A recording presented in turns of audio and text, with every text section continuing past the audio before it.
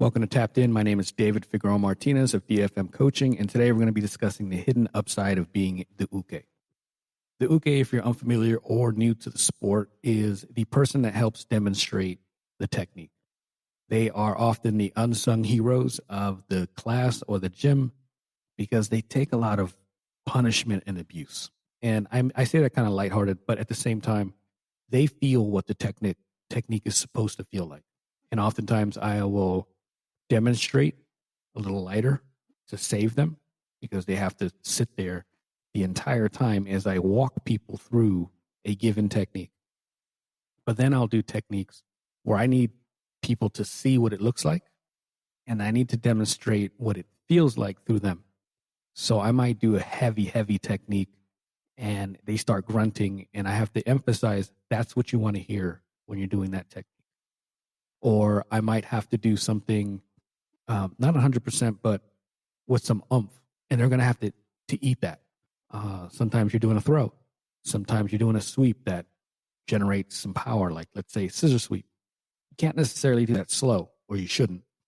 But sometimes you got to go 100 with the scissor sweep, and there's going to be a break fall at the end. So they are people who have to take on quite a bit. There's a blessing in it, though. When I was the uke for many classes, I learned a whole lot. I learned something wasn't really going to get into, the act of teaching. There's a difference in being like a student just watching a technique.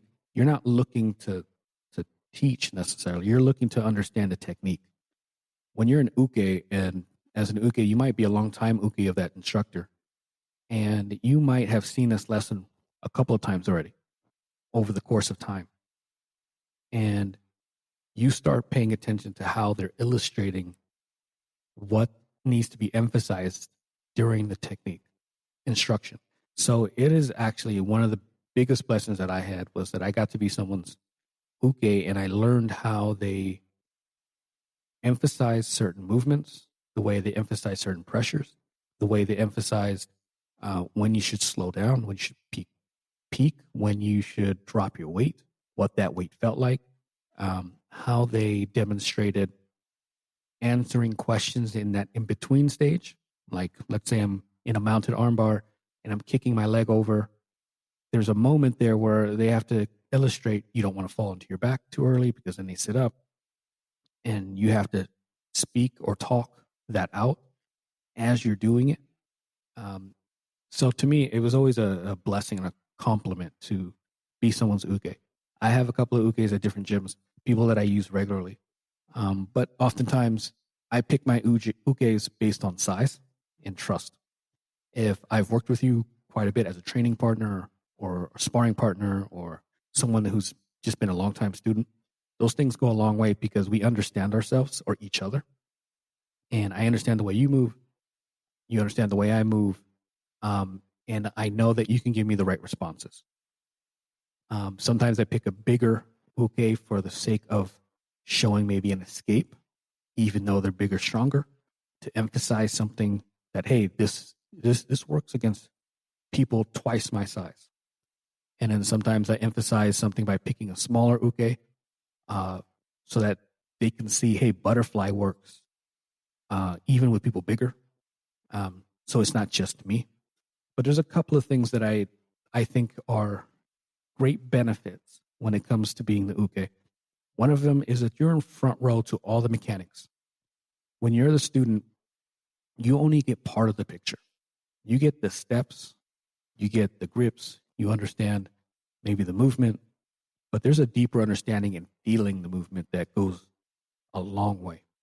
There's times when I watch or I overhear like my chosen uke who will kind of say something to their partner and they might be in the middle of something and he or she will say, well, he felt really heavy here. You don't feel as heavy. Or when he took this sweep, he was holding this grip for this reason. So you get such a deeper understanding. You're not just watching like a TV show. You're part of the action and it's more in 3D in your face. You're not just watching it, you're feeling it. You're feeling the weight. You're feeling the angles. You're feeling the kazushi, the off balancing. You're feeling how effortless it might feel to be taken from one position to the next. You're not just going along for the ride. You start to feel the timing. And I mentioned before pressure. You understand the sequences the way the instructor's doing it because it doesn't feel like 1, 2, 3. It's like a continual interconnected path that you're like, okay, so I can't wait here. I have to go get this grip, get here, hip escape, get here, and it has to be more fluid. So it's a big advantage to actually feel that, so that when you start to drill or you're drilling with your partner, you can kind of highlight certain things that they will have missed. You get all the micro details. It being in your face, you get every grip. You'll feel why they do certain grips. There's times when I might get a grip higher. Let's say I'm in the top of half, and I get a grip on the collar. There's a big difference between getting a grip right around the collarbone and getting a grip deeper, so my thumb is almost behind the neck when I'm trying to pass. And the uke will feel what that difference is, even if I did not necessarily like mention it during the technique. And the reason I say that is because there's times when I might be teaching someone who's a white belt, and the class is primarily white belts.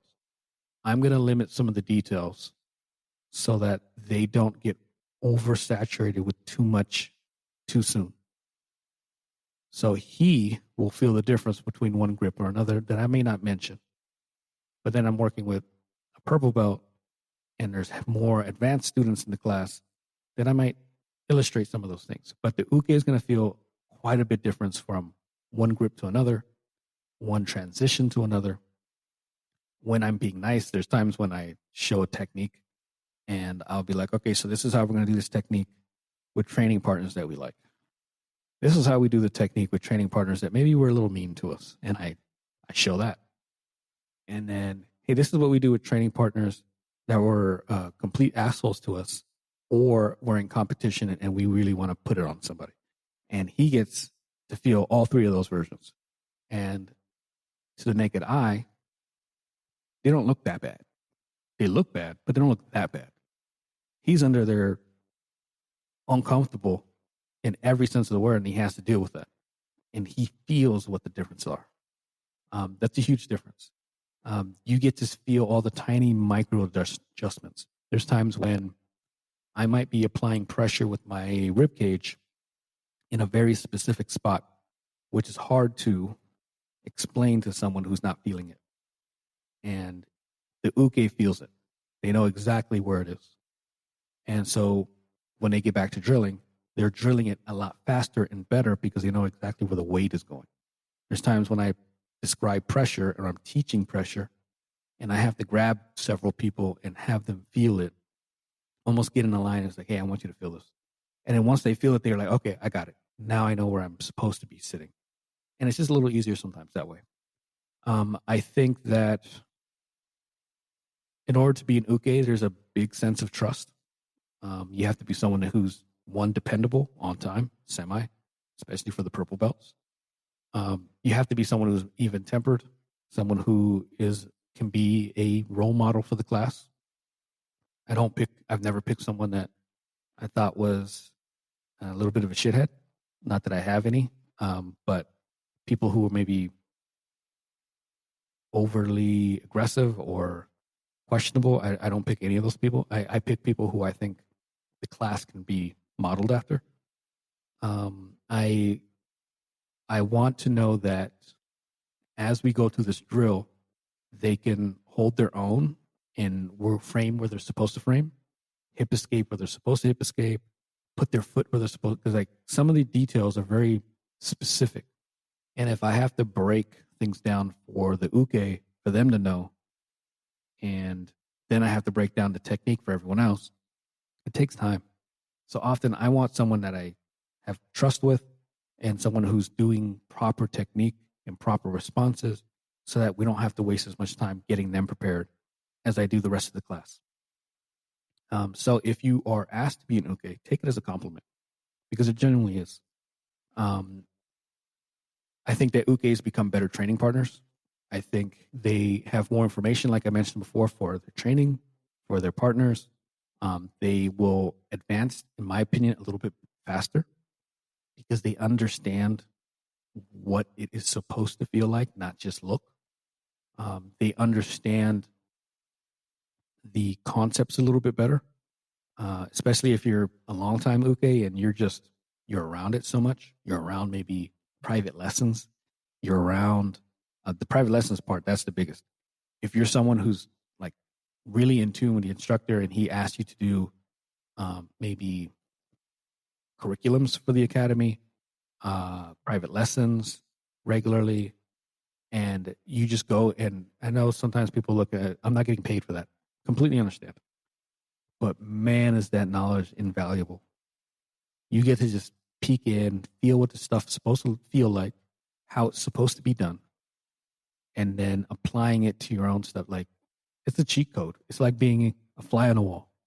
You didn't pay for the private. You didn't have to come out of pocket. You got to be there and feel what technique is supposed to feel like, and you get to learn how you're supposed to teach. It's a huge blessing, especially if you're part of the like curriculum recording sessions, and you get to see techniques that maybe don't get taught as much. You don't get to see the techniques that maybe you just haven't even asked, so you haven't been there for. So it's a big plus, big plus. Not everyone gets to be it, but if you are, and if you're chosen to be it, please take advantage of it. It advances you further than you would expect. Is there anything else? I think it gives you a dual perspective. You're actually the student and semi the instructor, which is a big plus. I think that as you mature and you go up the ranks, you will probably be a better instructor because of it. You'll understand how the instructor applied themselves when answering questions, when sharing minute details. You can pick apart and understand how they put lessons together. That's a big one. I think that most students don't quite pay attention to that aspect. No fault of their own. They're busy being students. But when you're in the uke, you get to see a little bit behind the curtain. You get to see how they're putting things together. You can ask questions. You can ask, hey, how did you come up with this lesson plan? How do you come up with your lesson plans? You already have a relationship. You're going back and forth. You're doing a job that, you're not getting paid for necessarily, other than in knowledge. So ask the questions that you have. Pick their brain. Pick their brain about everything. There's times when I've had great questions asked by the uke themselves. And they'll be like, hey, I felt that you put your weight here at this time, but at this time it was here. Why? Again, something that I may have overlooked when I'm teaching because there's only so much detail that I want to cover. And two, it might be such a